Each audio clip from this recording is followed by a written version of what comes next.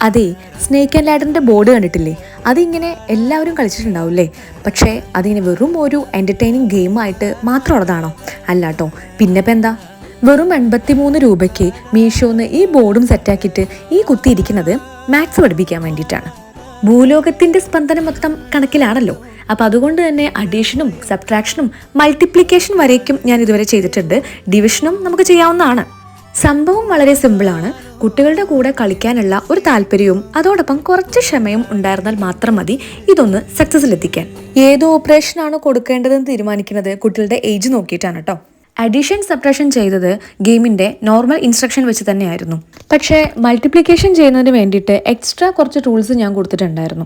ഇവർ ഓൾറെഡി എത്തി നിൽക്കുന്ന നമ്പറിനോട് ഡൈസ് ചെയ്ത നമ്പറും കൂടെ മൾട്ടിപ്പിൾ ചെയ്ത് ആൻസേഴ്സ് കണ്ടെത്തിയതിന് ശേഷം മാത്രമേ ഈ 2 നമ്പേഴ്സും കൂടെ പ്ലസ് ചെയ്ത് നെക്സ്റ്റ് നമ്പറിലേക്ക് മൂവ് ചെയ്യുള്ളൂ. അതുകൊണ്ട് തന്നെ ഒരേ സമയം അഡീഷനും സബ്ട്രാക്ഷനും മൾട്ടിപ്ലിക്കേഷനും സെറ്റാക്കാം. മൾട്ടിപ്ലിക്കേഷൻ സെൻറ്റൻസസിൻ്റെ ആൻസേഴ്സ് ഫൈൻഡ് ഔട്ട് ചെയ്യാൻ വേണ്ടിയിട്ട് മുന്നേ ട്രിക്സ് കൊടുത്തതുകൊണ്ട് അതും ഇവർക്ക് ഇവിടെ വളരെയധികം യൂസ്ഫുള്ളായി. അപ്പോൾ അതെ, സ്നേക്ക് ആൻഡ് ലാഡർ ഗെയിം വെച്ചിട്ട് ഇത്രയധികം ഫണ്ണി ആയിട്ട് മാത്സിന് ബേസ് സെറ്റാക്കാമെന്ന് ഇപ്പോൾ മനസ്സിലായോ?